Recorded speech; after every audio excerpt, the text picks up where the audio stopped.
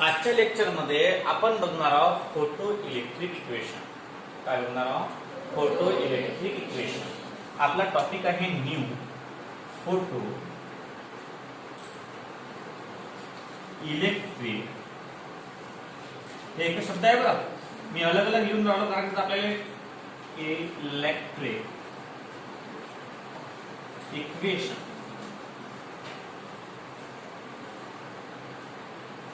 आता photo electric equation म्हणजे काय? The equation which is given the kinetic energy of photon and the energy which is emitted by the metal surface. That two type of energy is called as the photoelectric equation. Photoelectric चा तुम्हाला अर्थ मी कालच समजून सांगितला होता. Photo means photon, electric means with the help of battery. With the help of battery म्हणजे फोटॉनचं ट्रान्सफरेशन किंवा त्याला म्हणून ट्रान्सफर, त्याला काय म्हणतो आपण, भ्रमण. फोटॉनचं भ्रमण. फोटॉन काय होतात? मोबाईल होतात. काय होतात? मोबाईल कशामुळे होतात? ड्यू टू प्रोव्हाइडेड बाय इलेक्ट्रिकच्या माध्यमातून ते एका ठिकाणाहून दुसऱ्या ठिकाणी जातात. आपण मला काय केलं होतं, एक ट्यूब घेतला होता कालच्या लेक्चर मध्ये आहे ना, आणि असे दोन इलेक्ट्रोड दिले होते आणि याला बॅटरी लावली.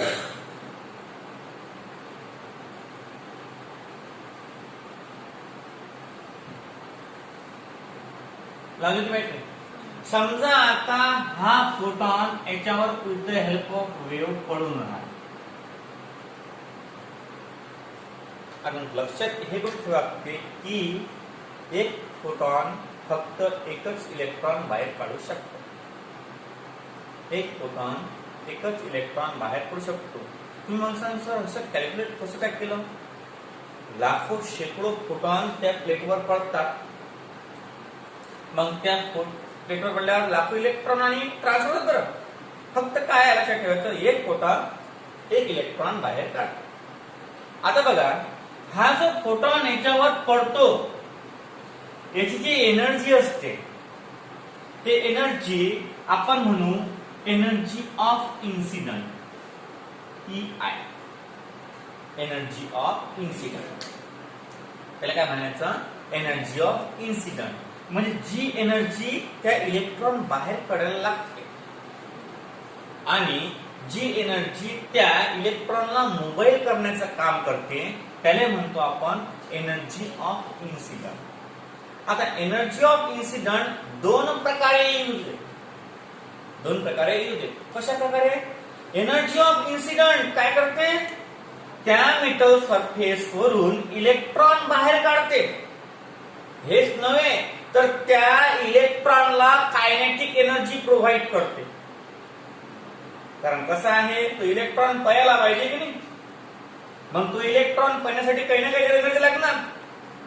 म्हणजे काढलं झालं नाही, त्याला काही ना काही एनर्जी लागणार. तो या इलेक्ट्रोड कडे येण्यासाठी कोणती ना कोणती एनर्जी लागणार. आता the energy store in that electron, that energy stored as kinetic energy. जे एनर्जी त्या इलेक्ट्रॉनला गती देते, गती, त्या कायनेटिक एनर्जीला मराठीमध्ये म्हणतात गतिज ऊर्जा. काय म्हणतात? गतिज ऊर्जा. जे त्या इलेक्ट्रॉनला काय देते? गती देते. काय देते? गती. त्या एनर्जीला म्हणतात गतिज energy, kinetic energy. Kinetic means what? की to the object is in motion. जे ऑब्जेक्टला मोशन मध्ये आणते, जे ऑब्जेक्टला कशामध्ये आणते? मोशन मध्ये आणते, त्या एनर्जीला म्हणतात kinetic energy. The energy which provide some energy, that energy move the electron towards the direction of propagation of the electricity. That energy is called as kinetic energy. म्हणजे that incident energy. तुम्हाला माहित आहे, तुम्ही law of reflection मध्ये 8व्या वर्गापासून तर 10व्या वर्गापर्यंत तेच शिकले की एक सरफेस असतो that is called as incident ray, that is called as reflection मग आता हा रे जो आहे हा रे त्या मेटल सरफेसवर पडून राहिला, मग याला काय म्हणू आपण? Incident ray. त्या इन्सिडेंट रेला काही ना काही एनर्जी आहे, मग त्या एनर्जीला काय म्हणायचं आपण? Incident energy. त्याला काय म्हणायचं? इन्सिडेंट. मग इन्सिडेंट एनर्जी दोन प्रकारे कार्य करते. एक तर इलेक्ट्रॉन बाहेर काढते. इलेक्ट्रॉन बाहेर काढण्याच्या एनर्जीला आपण वेव्ह फंक्शन फाय म्हणतो. आणि दुसरी गोष्ट, हा इलेक्ट्रॉन बाहेर निघाल्यावर या इलेक्ट्रॉनला काय करते? ते मुव्हेबल स्पीड प्रोव्हाइड करते. म्हणजे दुसरी एनर्जी असते कायनेटिक एनर्जी. Kinetic energy. आता जेवढी एनर्जी जास्त तेवढा तो इलेक्ट्रॉन मूव्ह होणार. समजा आता आपण एखादा 2 व्होल्टची बॅटरी आहे, त्यामधून फक्त 2 volt drive current, 420 mega volt DP, त्यातून कसा इलेक्ट्रिसिटी फ्लो होणार? खूप मोठा होणार ना, ऍज कम्पेअर टू 2 व्होल्ट. मग कशा प्रकारे जेवढी एनर्जी जास्त तेवढा तो इलेक्ट्रॉन जास्त मूव्ह होणार, जेवढी एनर्जी कमी तेवढा तो कमी प्रमाणात मूव्ह होणार. मग याला म्हटलं आपण कायनेटिक एनर्जी मॅक्झिमम. याला काय म्हटलं? Kinetic energy maximum. आता ह्या दोन्ही गोष्टी कशामुळे घडून राहिल्या? ह्या दोन्ही गोष्टी इन्सिडेंट एनर्जी मध्ये घडून राहिल्या. जर इन्सिडेंट एनर्जी गेलीच नसती तर ह्या दोन गोष्टी घडल्या असत्या काय? नाही. आणि म्हणून ई इन्सिडेंट म्हणजे energy of incident ray equal to हाय plus kinetic energy maximum. and this is the formula of energy of incident and that formula is called as photoelectric equation. कसं फॉर्म झालं समजलं का? ज्या वेळेस हा फोटॉन त्या प्लेटवर पडतो, त्या प्लेटवर पडल्यावर दोन गोष्टी घडतात, म्हणजे दोन एनर्जी बाहेर पडतात. पहिली एनर्जी ती इलेक्ट्रॉन बाहेर काढण्याची, त्याला आपण वेव्ह फंक्शन म्हणतो.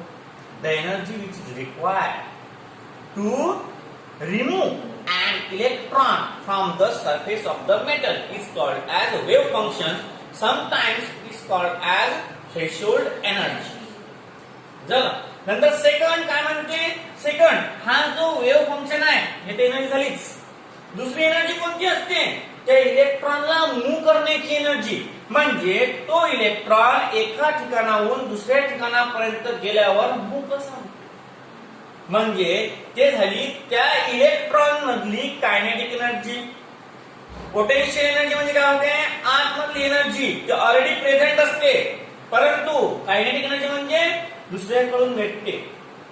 समजा एखादी स्थिर वस्तू आहे, the object is at rest, त्याला आपण टिचका मारला, काय होते? ती जी ऑब्जेक्ट आहे, the object change its position with respect to time. मग ही जी एनर्जी आहे ज्याला धक्का मारला आपण, त्या एनर्जीला म्हणतात कायनेटिक एनर्जी. जेवढा जोशाने धक्का मारसान तेवढं ते जास्त पाहिजे आहे की नाही? मग अशा प्रकारची एनर्जी इलेक्ट्रॉनला प्रोव्हाइड कोण करते? Energy of incident. म्हणजे एनर्जी ऑफ इन्सिडेंट दोन प्रकारच्या एनर्जी प्रोव्हाइड करते. एक ती इलेक्ट्रॉन बाहेर काढण्याची एनर्जी आणि सेकंड कोणती? त्या इलेक्ट्रॉनला मूव्ह करण्याची एनर्जी. आणि म्हणून energy of incident equal to हाय प्लस कायनेटिक एनर्जी मॅक्सिमम. झालं एवढं? आता बघा, या कॉन्स्टंटला, या एनर्जीला आपण लिहू शकतो चांगल्या फॉर्म मध्ये. Energy of incident. Energy of incident म्हणजे काय होते? The energy of photon. We all know that the energy of photon is directly proportional to the frequency of the photon and inversely proportional to the wavelength of the photon. हा पाहिला ना formula आपण? Sc upon lambda r E equal to h nu. मग हे जी किंमत आहे ही किंमत आपण इथं इन्सिडेंट वापरू शकतो काय? यस. एनर्जी ऑफ इन्सिडेंट म्हणजे काय? Energy of photon. मग आपण किंमत टाकू h nu equal to threshold एनर्जीचा फॉर्म्युला आपण कालच डिराइव्ह केला. h जमलं आणि प्लस कायनेटिक एनर्जी आणि इथं आपण काय करू इथं याला मॅक्सिमम जमलं. कारण कसं आहे मॅक्सिमम का बरं दिली? कारण इलेक्ट्रॉन थ्रू झाला पाहिजे ना तो. असं म्हणून का आपण बस एक क्लिक झालं इलेक्ट्रॉन मूव्ह कुठपर्यंत होईल तिथपर्यंत एनर्जी देत ना. समजा आता हा फॅन आहे किंवा तो फॅन आहे, बटन दाबलं बटन बंद केलं, तेवढीच हवा भेटते का तुम्हाला जेवढी फॅन बटन चालू असताना भेटते? नाही. काय झालं मग? आपण इन्सिडेंट एनर्जी गायब करून टाकली. कायनेटिक एनर्जी देणार आहे नाही. मग आता हे झाली फॉर्म्युला याचा झालं. सेकंड फॉर्म्युला असा होईल याचा, हा झाला second form. Third form Sc upon lambda equal to Sc upon lambda naught. आता याला म्हणतात थ्रेशोल्ड फ्रिक्वेन्सी, याला म्हणतात थ्रेशोल्ड वेव्हलेंथ आणि प्लस कायनेटिक एनर्जी मॅक्सिमम. हा झाला 3 नंबरचा फॉर्म्युला. हे तीनही एकाच फॉर्मचे म्हणजे एकाच इक्वेशनचे 3-4 फॉर्म आहेत. की याला आपण असंही लिहू शकतो, याला आपण असंही लिहू शकतो, याला आपण असं सुद्धा लिहू शकतो. नंतर बघा आता आपण काय करायचं, आता आपण त्याच्यामधून कॉमन काढायचं. काय कॉमन काढायचं? Sc आहे ना. मग कायनेटिक एनर्जी जर कॅल्क्युलेट करायची आपल्याला काय करू आपण? Kinetic energy equal to h nu minus h nu naught. Kinetic energy equal to h in bracket nu minus nu naught. म्हणजे या इक्वेशन वरून एकच प्रूव्ह होते, या इक्वेशन वरून एकच प्रूव्ह होते की एनर्जी म्हणजे जे फ्रिक्वेन्सी आहे, फ्रिक्वेन्सी ऑफ फोटॉन हे जास्त असते कोणापेक्षा? थ्रेशोल्ड फ्रिक्वेन्सी पेक्षा जास्त असते. मग the frequency of photon is maximum as compared to the frequency of आणि याचा आहे कॉन्सिक्वेन्स. किंवा मग याला आपण kinetic energy equal to h delta. Delta म्हणजे चेंज. कशाचा चेंज असते तो? न्यू आणि न्यू नॉट मधला चेंज असं सुद्धा याला लिहू शकतो. आता जर खालचा विषय केला आपण तर Sc कॉमन काढला म्हणजे काय ते पहा. Sc upon lambda minus Hc upon lambda naught equal to kinetic energy. Sc common काढला काय करेल? Sc in bracket 1 upon lambda minus 1 upon lambda naught equal to kinetic energy. Cross multiplication सर्वांना येते, तिरपा गुणाकार. मग Sc in bracket lambda naught minus lambda upon lambda naught, lambda square नाही कारण लॅम्बडा नॉट आहे, इक्वल टू कायनेटिक एनर्जी. आता कसं? आता याच्यावरून एक समजते की थ्रेशोल्ड फ्रिक्वेन्सी काय आहे? मॅक्सिमम आहे. मग ज्या वेळेस आपण डेफिनेशन दिली होती थ्रेशोल्ड फ्रिक्वेन्सी आणि थ्रेशोल्ड वेव्हलेंथची, त्यावेळेस आपण थ्रेशोल्ड फ्रिक्वेन्सीच्या जागी मिनिमम फ्रिक्वेन्सी वापरलं होतं. आणि ज्या वेळेस आपण लॅम्बडा वेव्हलेंथची किंमत दिली होती त्यावेळेस मॅक्सिमम वेव्हलेंथ वापरला होता. तो शब्दाचा अर्थ इथं क्लिअर झालेला आपल्याला दिसतो. इथं मॅक्सिमम का बरं म्हटलं? कारण थ्रेशोल्ड फ्रिक्वेन्सी जास्त आहे, सॉरी थ्रेशोल्ड वेव्हलेंथ जास्त आहे as compared to the wavelength of photon. आणि म्हणून डेफिनेशनचा अर्थ तुम्हाला आज समजला असेल की सरांनी मॅक्सिमम आणि मिनिमम का बरं घेतलं होतं. पहिला कन्सेप्ट जो आहे आपला तर इथं मिनिमम फ्रिक्वेन्सी म्हणजे थ्रेशोल्ड फ्रिक्वेन्सी, दुसरा कॉन्स्टंट जो आहे मॅक्सिमम वेव्हलेंथ म्हणजे थ्रेशोल्ड वेव्हलेंथ. अशा प्रकारे हे इक्वेशन आपल्याला प्रूव्ह करता येते. आता बघा आपण इक्वेशन घेऊ आता ke equal to h nu minus h nu naught. आता बघा यातला h कॉमन काढला आपण, kinetic energy equal to h in bracket nu minus nu naught. जमलं. आता ज्या वेळेस फ्रिक्वेन्सी चेंज होणार त्यावेळेस कायनेटिक एनर्जी चेंज होणार. ज्यावेळेस फ्रिक्वेन्सी चेंज होणार त्यावेळेस कायनेटिक एनर्जी चेंज होणार.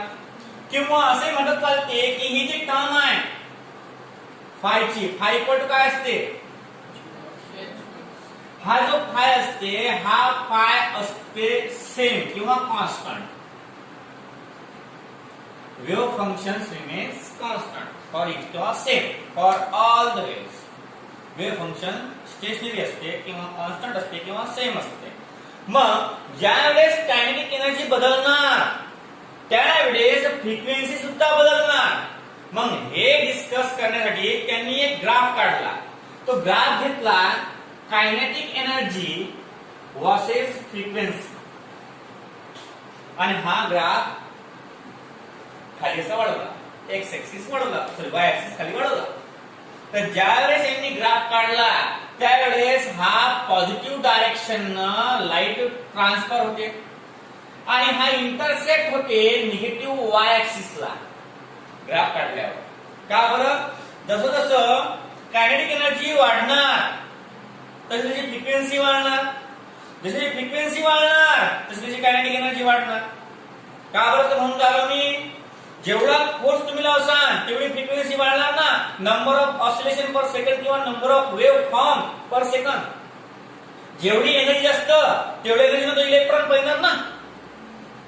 जेवढी एनर्जी जास्त तेवढे इलेक्ट्रॉन एनर्जीने पळणार ना तो, म्हणजे धावणार ना तो. मग आता एनर्जी वाढली कायनेटिक एनर्जी वाढते. मग these two terms are directly proportional. मग हे जे आहे पण आता कसं आहे हे स्ट्रेट लाईन काय आहे, कारण the change between kinetic energy and frequency is uniform. हा चेंज कसा आहे, युनिफॉर्म आहे. म्हणजे समजा युनिफॉर्म आणि नॉन युनिफॉर्म तुम्ही पाहिलं असेल. Uniform velocity, non uniform velocity, uniform acceleration, non uniform acceleration in 9th standard, chapter number 1 laws of motion पाहिलेलं आहे ना. मग तशा प्रकारची कंडिशन इथं आहे. युनिफॉर्म कंडिशन मध्ये तो मूव्ह होऊन राहिला, कोण, इलेक्ट्रॉन. ते कायनेटिक एनर्जी जशी वाढून राहिली तसंच फ्रिक्वेन्सी सुद्धा वाढून राहिली. मग बघा आता हा इथं टच झाल्यावर याची कायनेटिक एनर्जी काय होणार, मायनस. आणि नंतर हा येणार या फॉर्म मध्ये y equal to mx minus c. and this is the equation of the straight line. y ने घेतला आपण काय, कायनेटिक एनर्जी आहेच y ऍक्सिस वर. x घेतला आपण m, x म्हणजे फ्रिक्वेन्सी आणि मायनस c म्हणजे हा गेला मायनस वर, हा गेला मायनस वर. म्हणजे x mx हा फ्रिक्वेन्सी डिनोट करतो आणि c आहे हा कोणता ना कोणता कॉन्स्टंट मायनस वर इथला इंटरसेक्ट होतो. हा आहे इंटरसेक्ट. डाव्या हातात मॅथ मध्ये तुम्हाला y intersect that is c, y intersect that is c. म्हणजे y इंटरसेक्ट मायनस आहे म्हणून आपण काय घेतलं, मायनस c घेतला. आता याचा स्लोप काय असते लक्षात ठेवायचं. एकदम बेस्ट क्वेश्चन आहे, तुम्हाला विचारू शकतात एमसीक्यू मध्ये की याचा स्लोप डायरेक्ट लक्षात ठेवायचा. याचा जो स्लोप असते तो स्लोप असते प्लॅंक कॉन्स्टंट. म्हणजे ज्यावेळेस आपण कायनेटिक एनर्जी वर्सेस फ्रिक्वेन्सी हा ग्राफ काढू त्यावेळेस याचे जो एक्स कोऑर्डिनेट आहे तो पॉझिटिव्ह येणार, y इंटरसेप्ट जो आहे तो निगेटिव्ह येणार. And that straight line having a slope of plank constant. त्या लाईनचा जो स्लोप येणार तो येणार प्लॅंक कॉन्स्टंट. अशा प्रकारे हे इक्वेशन आपल्याला सांगता येते. वर्क फंक्शन काय असते या पूर्ण इक्वेशन मध्ये, वर्क फंक्शन रिमेन्स कॉन्स्टंट असंही आपण त्याला म्हणू शकतो की वर्क फंक्शन काय आहे, फिक्स किंवा कॉन्स्टंट किंवा सेम, फिक्स किंवा कॉन्स्टंट किंवा सेम, आणि स्लोप असते h, काय असते स्लोप h. अशा प्रकारे आपण याची मांडणी करू शकतो. हा ग्राफ आहे. ग्राफ समजला का तुम्हाला? पहा ग्राफ मध्ये कसं आहे, कायनेटिक एनर्जी y ऍक्सिस ला आहे, म्हणजे y आपण कायनेटिक एनर्जी दिली. नंतर mx हा m म्हणजे स्लोप आणि x म्हणजे x ऍक्सिस कोण आहे, फ्रिक्वेन्सी, आणि हा जो मायनस h म्यू नॉट आहे हा आहे y इंटरसेप्ट, म्हणजे जो आपला फाय ते फाय, तो फाय कुठे इंटरसेप्ट करते, निगेटिव्ह y ऍक्सिस ला इंटरसेप्ट करतो. अशा प्रकारचं हे graphical representation of the photo electric इक्वेशनचं आहे. काय आहे, graphical representation of photo electric equations. लक्षात द्या. अशा प्रकारे तुम्हाला समजलं का हे कसं आहे का, आपण ग्राफ काढला, y घेतला आपण ke, x घेतला आपण फ्रिक्वेन्सी, आणि जो फाय आहे तो फाय बरोबर हे जर वाढली आपण तर हे फायची किंमत आहे म्हणजे h म्यू नॉट, इथे काय ते h म्यू नॉट, आणि हा जो आहे स्लोप म्हणजे m ची व्हॅल्यू, ते m ची व्हॅल्यू काय आहे h. का बरं, कारण y ची किंमत टाकली आपण k equal to h mu, कारण x ऍक्सिस वर म्यू आहे, आणि मायनस फाय, फाय म्हणजे काय ते वेव्ह फंक्शन, काय ते वेव्ह फंक्शन. अशा प्रकारे हे झालं graphical representation of the photo electric equations. झालं. आणि नंतर बघा काय आहे तर, नंतर आहे प्रॉपर्टीज की ज्या आपण घेतलेल्या आहेत वाक्यामध्ये. Properties of photo electric equations. टाका properties of photo electric equations. Number first मी घेतलेला आहे काय पाहिजे फक्त हे. नंबर फर्स्ट आहे, फॉर each incident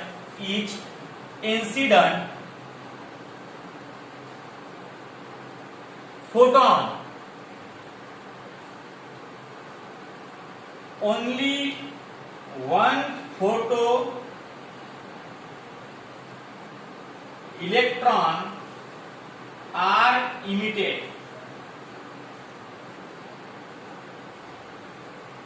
घेतली आहे प्रॉपर्टी आहे, एक फोटॉन फक्त एकच फोटो इलेक्ट्रॉन बाहेर काढू शकतो. आहे का प्रॉपर्टी आहे, तुम्हाला सांगितलं होतं का मी की एक इलेक्ट्रॉन फक्त एकच एक फोटॉन फक्त एकच फोटो इलेक्ट्रॉन बाहेर काढू शकतो. नंतर सेकंड प्रॉपर्टी आहे,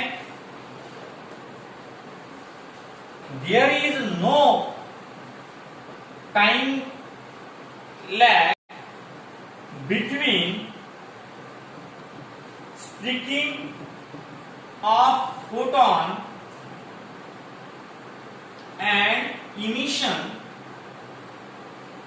of photoelectrons. And number third आहे, not all ejected photon किंवा photo electrons have kinetic energy equal to kinetic energy maximum. Some photo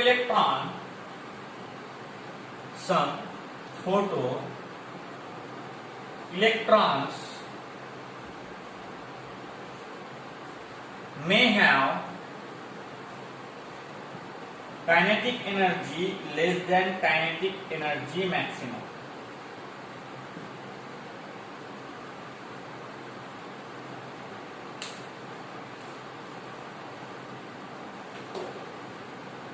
ह्या तीन प्रॉपर्टीज आहेत फोटो इलेक्ट्रिक इक्वेशनच्या.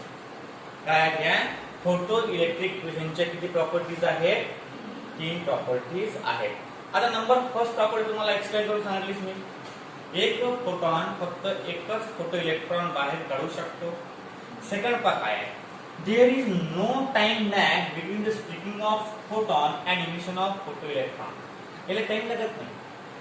डायरेक्ट फोटॉन त्या मेटल प्लेटवर पडला की at the within a second किंवा विदिन अ मिली सेकंड तो इलेक्ट्रॉन बाहेर पडतो. म्हणजे एवढी फास्ट रिएक्शन त्यांनी स्लो स्टेप मध्ये आपल्याला समजून दिली आहे की याला जास्त टाइम लागत नाही. की बा समजा पहिल्यांदा आपण एनर्जी ट्रान्समिट करून आलो, फोटॉन त्या प्लेटवर पडून राहिला. आता फोटॉन त्या प्लेटवर पडल्यावर थोडा वेळ रेस्ट करणार, थांब आता, नंतर आपण एनर्जी प्रोव्हाइड करू, असं नाही. डायरेक्ट पडला की इलेक्ट्रॉन बाहेर, इलेक्ट्रॉन पहिलं सुरू फास्ट. नाही तर मग असं आहे की तो फोटॉन एनर्जीनं त्या मेटल प्लेटवर पडला, थोडा वेळ रेस्ट केली, चांगलं वाटेल, आणि नंतर मग डबल इलेक्ट्रॉन घेऊन पळाल, असं नाही. ज्या वेळेस इलेक्ट्रॉन पडते त्यावर ऍट अ इन्स्टंट, जसा पडता बरोबर इलेक्ट्रॉन बाहेर, त्याला म्हणतात दुसरी कंडिशन. दुसरी कंडिशन म्हणजे कशी, समजा एखाद्या वेळेस आपण स्तब्ध बसलेलो आहोत, मुली स्तब्ध बसलेला एकदम, जशी वरतून पाल अंगावर पडली, instant within a second, within a millisecond, direct पुस्तक भरून चिंगाण पाय घरी, तसं. मग तशा प्रकारे ते जे आहे त्या मेटल प्लेटवर जसा फोटॉन पडला तसा इलेक्ट्रॉन बाहेर पळणं सुरू, provide the kinetic energy and the circuit is complete. अशा प्रकारचा हा दुसरा पॉइंट आहे. तिसरा पॉइंट म्हणजे not all ejected photo electrons have kinetic energy equal to kinetic energy maximum. असं प्रत्येक फोटोमध्ये नाही बघा की कायनेटिक एनर्जी मॅक्सिमम असणार.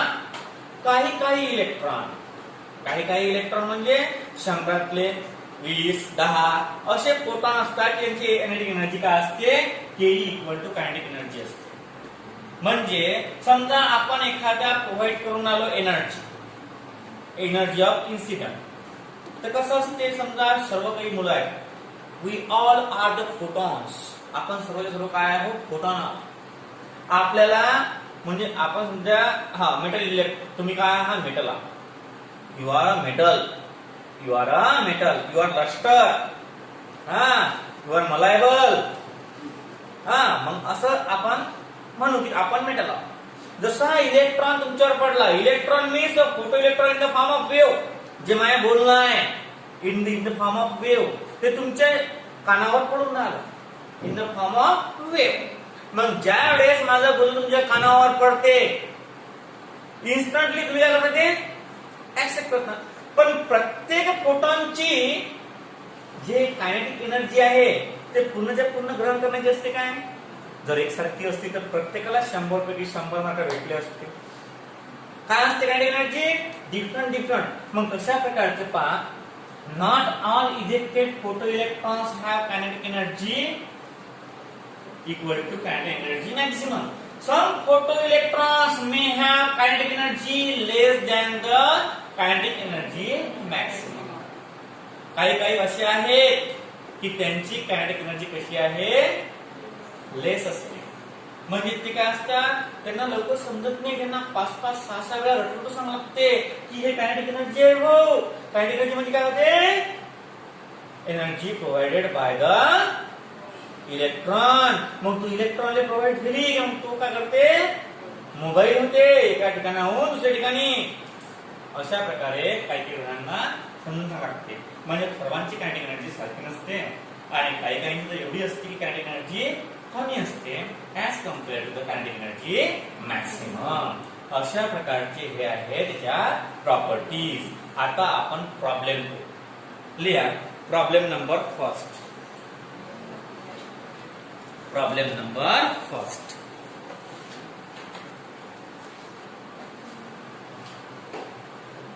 क्वेश्चन लिया.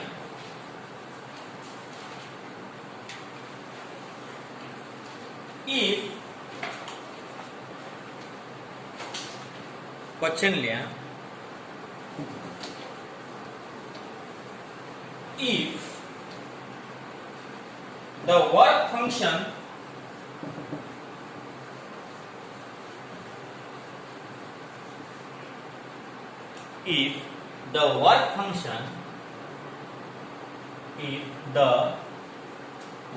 function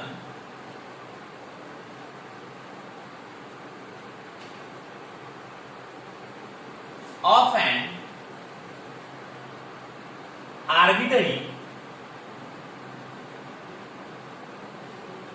metal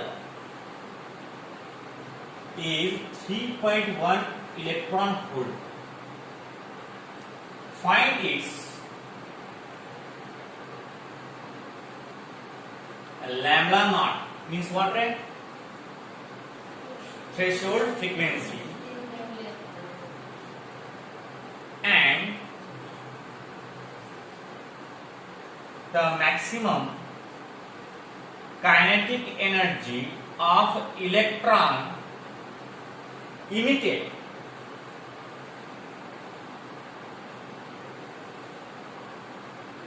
when radiation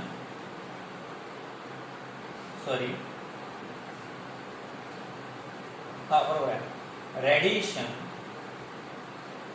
of 300 nanometer strikes the metal surface.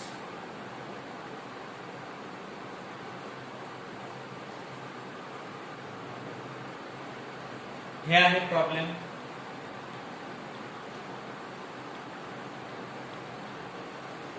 आता काय पहा, तुम्हाला वर्क फंक्शन दिलेलं आहे. किती आहे वर्क फंक्शन? हा, म्हणजे फाय दिलेला आहे तुम्हाला, given data. Phi equal to किती आहे? 3.1 इलेक्ट्रॉन व्होल्ट. नंतर काय दिलेलं आहे तुम्हाला? रेडियस किती आहे रे? लॅम्डा नॉट काय आहे आपल्याला? मग लॅम्डा याच्यावर निघते काय? यस.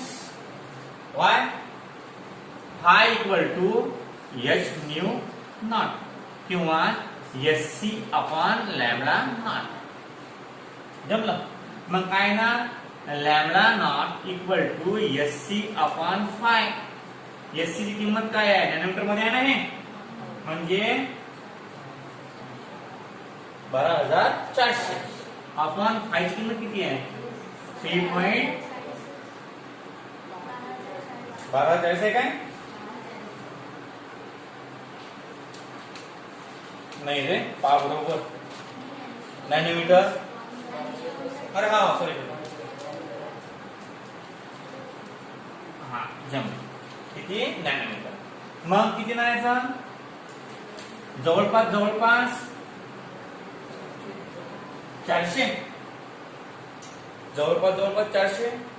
3 चूक 12 म्हणजे 400 nanometre is approximately equal to 4000 angstrom unit. चालते ना? काय म्हणलो मी? नॅनोमीटर मध्ये आहे म्हणजे काय म्हणलो आपण? 12,400 एससी ची किंमत. हे अप्रॉक्सिमेटली आहे. काय आहे? अप्रॉक्सिमेटली. उत्तर झालं 400 नॅनोमीटर. एक झिरो वाढला, नॅनोमीटर रूपांतर कशामध्ये होते? अँगस्ट्रॉम युनिट मध्ये. तुम्ही युनिट कन्व्हर्शन पाहिलं असेल. फक्त लक्षात ठेवायचं की ज्यावेळेस तुम्ही तो फॉर्म्युला पाहता, incident equal to phi plus kinetic energy, एक तर मग हे तीनही जूल मध्ये पाहायचे आहेत काय? तर एक तर मग हे इलेक्ट्रॉन व्होल्ट मध्ये आहेत का पाहायचं. तुम्हाला सर्व जमीन ऍक्युरेट सोपी आहे. हे फक्त तुम्ही कन्फ्युजन कसं मध्ये होईल? युनिट मध्ये. एक तर मग याला रूपांतर पहिल्यांदा जूल मध्ये करून घ्यायचं, त्याला मल्टिप्लाय करून 1.6 रेज पॉवर -19 कुलम जूल. एक तर मग हे पुढे पुन्हा इलेक्ट्रॉन व्होल्ट मध्ये कन्वर्ट करायचं, त्याला डिवाइड करून. हा, तिघांची युनिट सारखी असले पाहिजे. नंतर पुढे पहा, हे झाले 400. आता काय करायचं आपल्याला? Maximum kinetic energy. आता मॅक्सिमम कायनेटिक एनर्जी कशी काढू आपण? आपल्याला माहित आहे. काय माहिती आहे आपल्याला? Energy of incident equal to phi plus kinetic energy. नाही देवा, -65. हे प्लस आहे ना? हा, मॅक्सिमम आहे काय? मॅक्सिमम. जमलं? आता हे इकडे गेल्यावर काय होईल? मायनस, म्हणजे EI minus phi equal to kinetic energy maximum. हे किती दिलेलं आहे आपल्याला?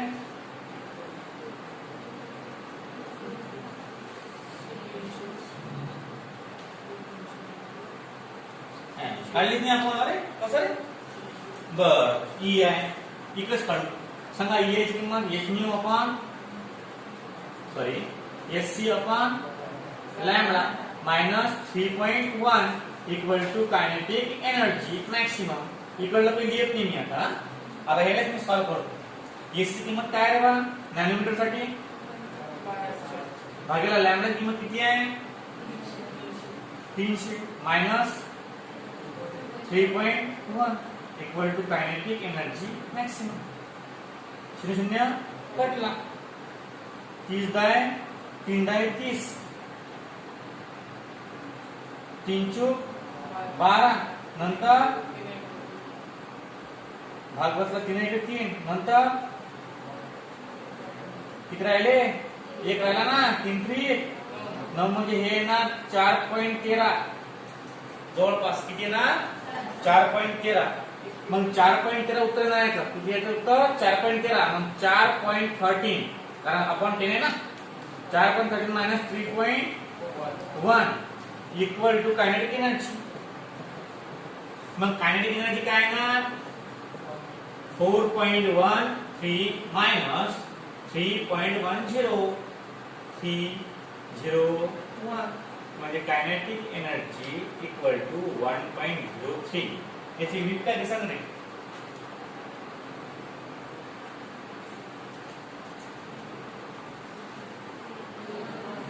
इलेक्ट्रॉन व्होल्ट काय ना इलेक्ट्रॉन व्होल्ट. उत्तर जवळपास पहिल्या लॅम्बडाचं उत्तर जे 4000 एंगस्ट्रॉम युनिट आणि दुसऱ्या लॅम्बडाचं उत्तर काय येते दुसऱ्या सॉरी केईचं उत्तर येते इथं आपण 1.04 दिलं की नाही तर ते येते इक्वल टू 1.04 इलेक्ट्रॉन व्होल्ट. म्हणजे जवळपास काय आहे सारखंच आहे. अशा प्रकारे हे प्रॉब्लेम घेऊ शकतो आपण. हे झालं पहिल्या टाइपचा प्रॉब्लेम. ठीक आहे झालं पहिल्या टाइपचा प्रॉब्लेम. अशा प्रकारे याच्यावर सॉल्व्ह करू शकतो. इथं काय आहे की इथं एका प्रॉब्लेम मध्ये दोन तुम्हाला दिलेले आहेत. एक तर आपल्याला काय सांगितली थ्रेशोल्ड वेव्हलेंथ. दुसरं काय सांगितलं आपल्याला कायनेटिक एनर्जी. मग अशा प्रकारचा प्रॉब्लेम तुम्ही करू शकता. पुढे घ्यायचं का अजून